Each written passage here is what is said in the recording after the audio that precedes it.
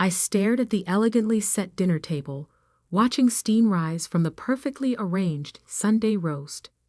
The familiar scent of rosemary and thyme filled our family's dining room, but tonight something felt different, heavier, like the air itself was holding its breath. "Emily, pass the potatoes," my father said without looking at me. His voice carried that stern edge I'd grown familiar with over the past few months. The one that suggested I was barely worth acknowledging. I was 32, single, and according to my family, the disappointment of our prestigious Williams lineage. What they didn't know was that I'd spent the last 6 years quietly building something they couldn't begin to understand. "Did you hear about Marcus?" my mother asked, her perfectly manicured hands gesturing toward my younger brother. "He just made junior partner at his law firm, youngest in the company's history." Marcus smirked from across the table. At 29, he'd always been the golden child, the one who followed the expected path: law school, prestigious firm, country club membership, everything our parents had mapped out. "That's wonderful," I said softly, taking a small bite of roast beef. I could feel their eyes on me, waiting for signs of jealousy or resentment. I gave them neither. "Speaking of success," my father began, placing his fork down with deliberate slowness, "we need to discuss the house situation."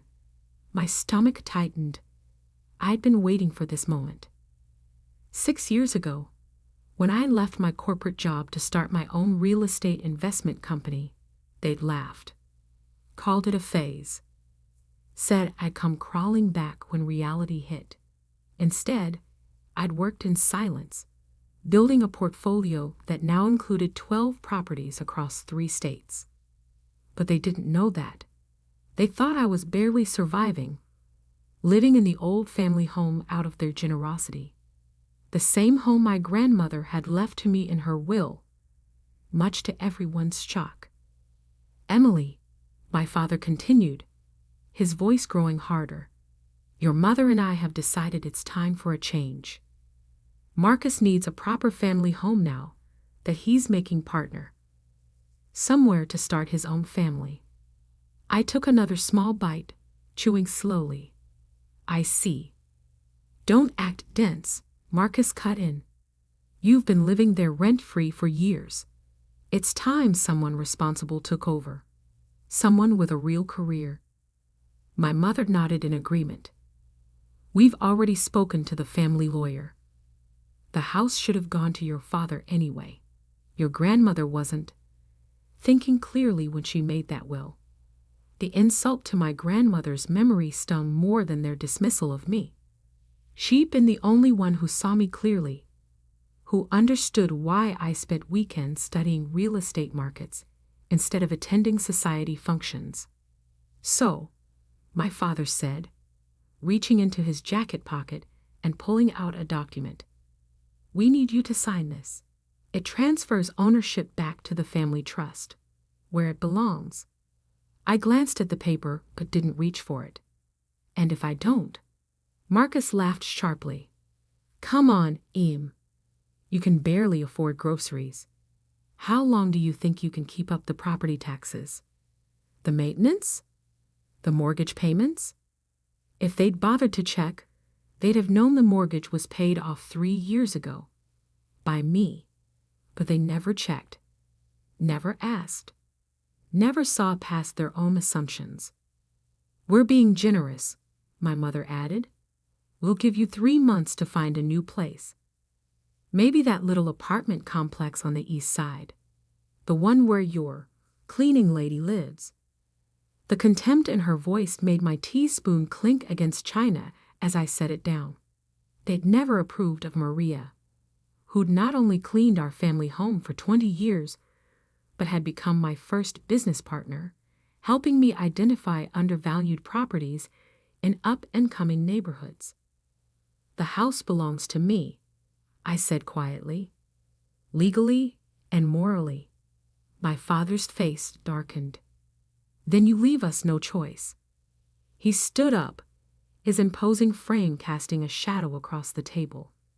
Leave your keys and get out. This house belongs to the family now. We'll handle this through our lawyers. I looked at each of them in turn. My father, rigid with authority he'd assumed was absolute. My mother, lips pursed in disapproval she'd perfected over years. Marcus, practically glowing with anticipated victory. Slowly, deliberately, I reached into my purse and pulled out my house keys. The same keys my grandmother had handed me on her deathbed, along with a whispered piece of advice. Sometimes silence is the best strategy. I placed them on the table with a soft clink. Thank you for dinner, I said, standing up. And for making this easier than I expected. Easier? Marcus scoffed. You're being kicked out.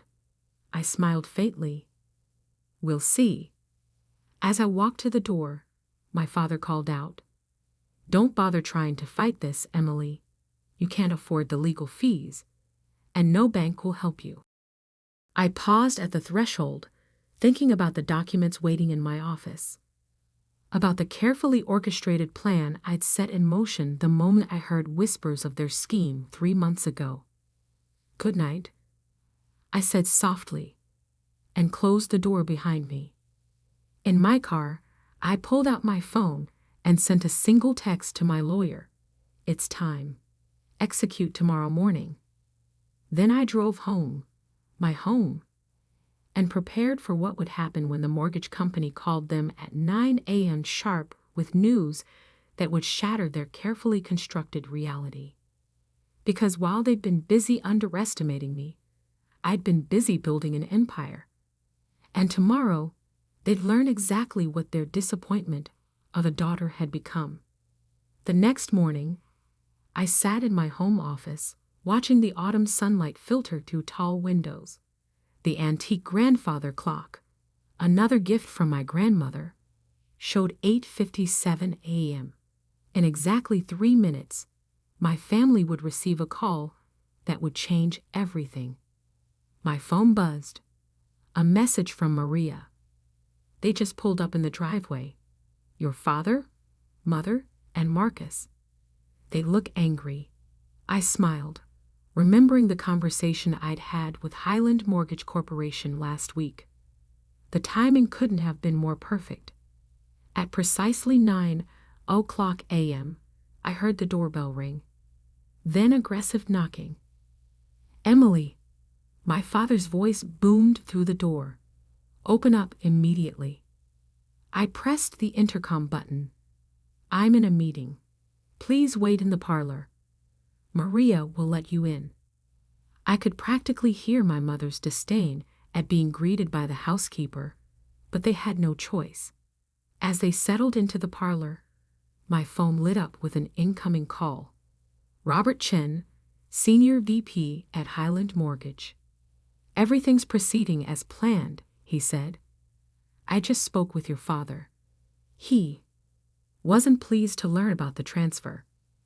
I imagine not, I replied calmly. Thank you, Robert. I opened my laptop, checking my portfolio dashboard one last time. Everything was in place. 6 years of careful planning, of quiet acquisitions, of strategic patience, all leading to this moment. The parlor door burst open. My father stormed in, face flushed, waving his phone. What is the meaning of this? The mortgage company says you've transferred the loan to your corporation? That you own not just this house but half the properties in the Heights district. Behind him, my mother clutched her designer handbag like a shield. Marcus looked less smug now, his lawyer's mind finally beginning to grasp the situation. I turned my laptop around, showing them the portfolio dashboard. Would you like to sit down? This might take a while to explain. Explain what? Marcus snapped. How you've been deceiving us. No, I said quietly. How you've been deceiving yourselves. I pulled up the first document, the original deed to our family home. When grandmother left me this house, you all assumed I couldn't handle it, that I'd fail. What you didn't know was that she also left me her real estate investment guidelines, her strategies, her vision. My mother sank into a leather armchair, her composure cracking. But you've been struggling. Working from home. No office, no employees. I clicked to the next screen. A satellite view of the Heights district, with properties highlighted in blue. Those aren't signs of struggle, Mother. They're signs of strategy. Every property in blue belongs to Williams Capital Investment Group, my company. Impossible, my father whispered. That's nearly 40 properties. 47, I corrected, including the building where Marcus's law firm rents their top-floor office space. I bought it through a subsidiary last year. Your rent helps fund my new acquisitions. Marcus collapsed into a chair, his face pale. The merger meeting room, the one they suddenly renovated last month. My building manager mentioned you liked the changes, I said with a small smile. I'm glad. I chose the design myself. My father's hands were shaking now. The mortgage company said, they said you've paid off over $780,000. I finished for him. Yes, 3 years ago. The house has been fully owned by my corporation since then. I just let you all believe otherwise because, well, it was simpler that way. But how? My mother demanded. Where did you get the capital?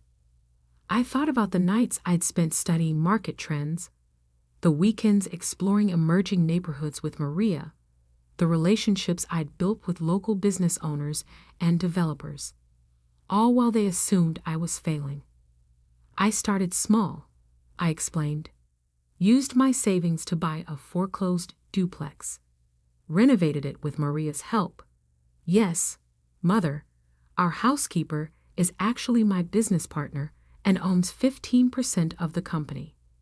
We flipped that property for triple the investment, then leveraged it for larger purchases.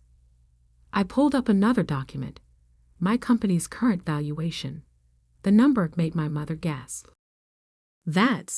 She couldn't finish the sentence. More than the family trust, I supplied. Yes, significantly more.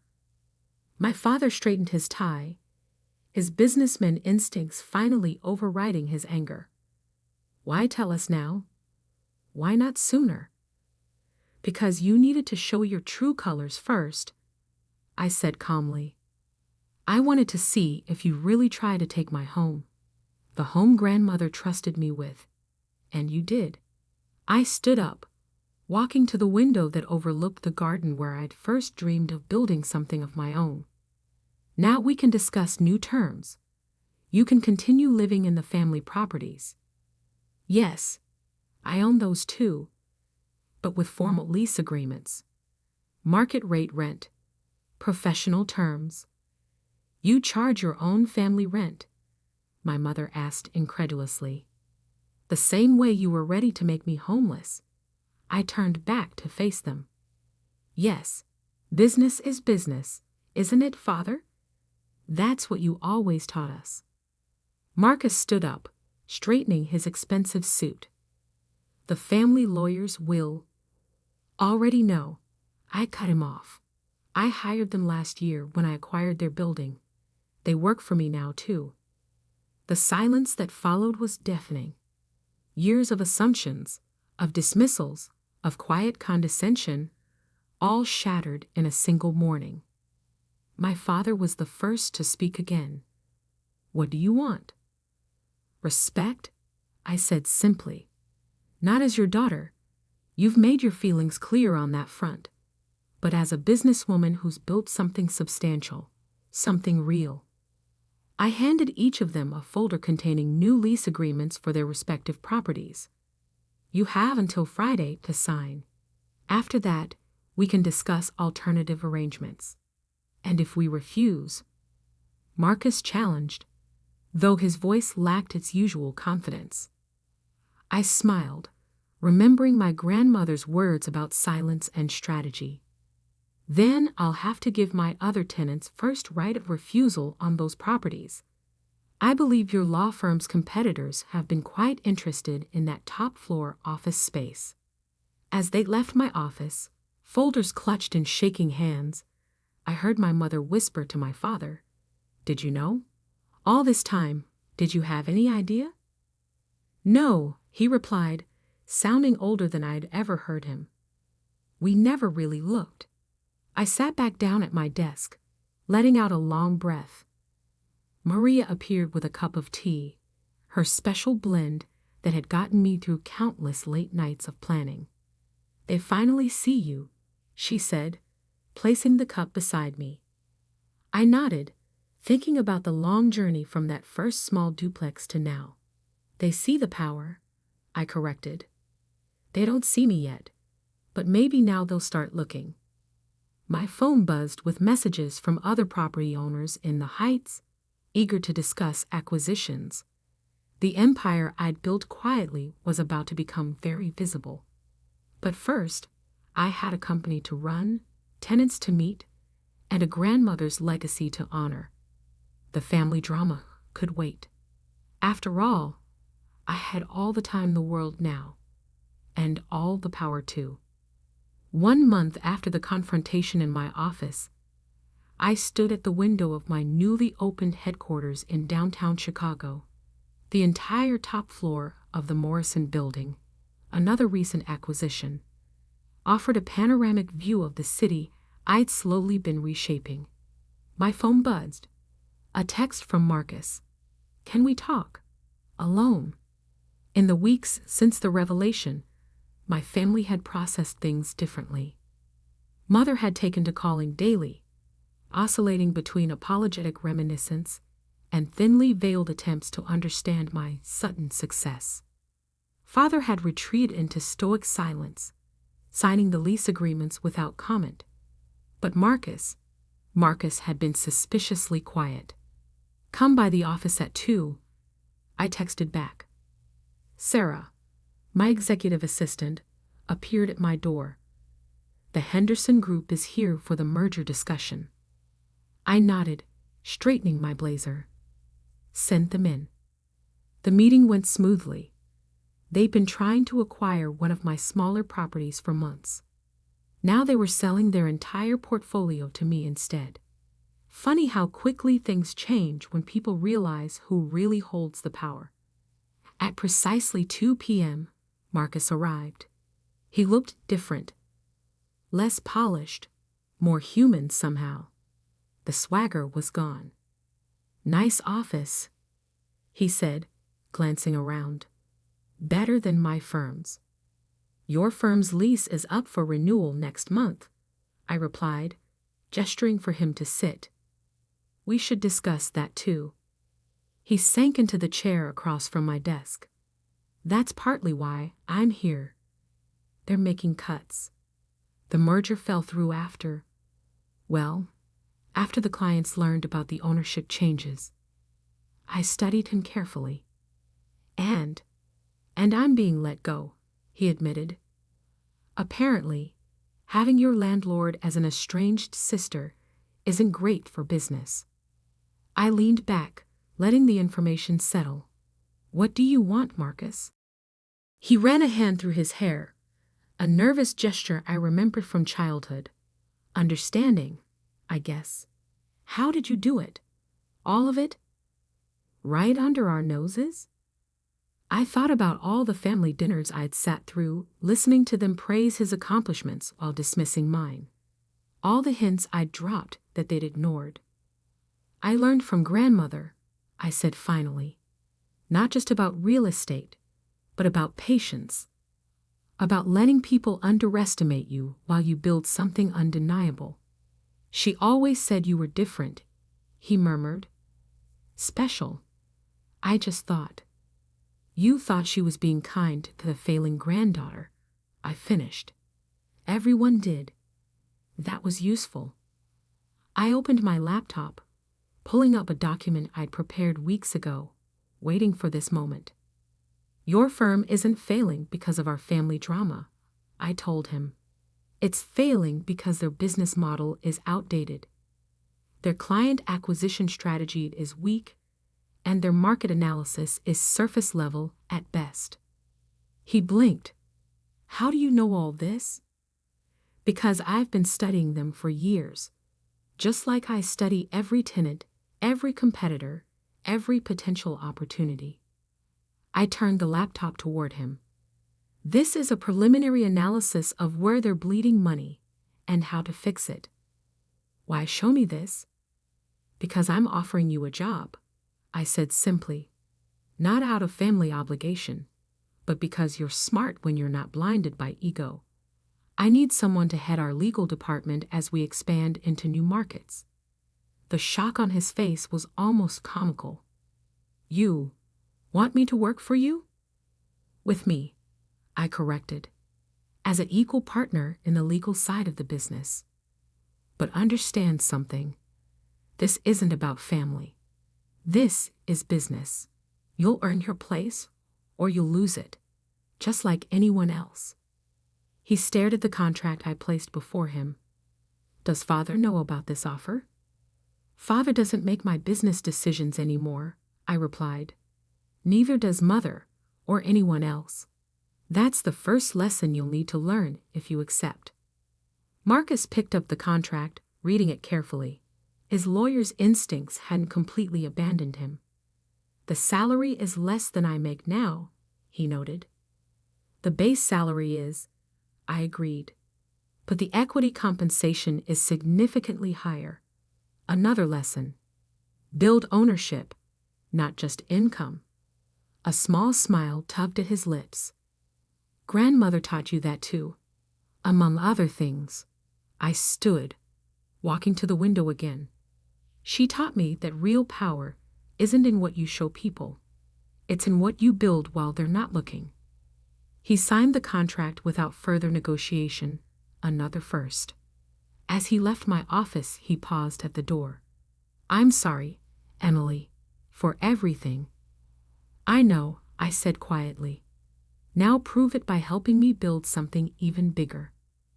That evening, I visited grandmother's grave, placing fresh flowers beside her headstone. The autumn wind rustled through nearby trees as I sat on the small bench we'd often shared. You were right, I said softly. About everything. About letting them think what they wanted while I built what I needed.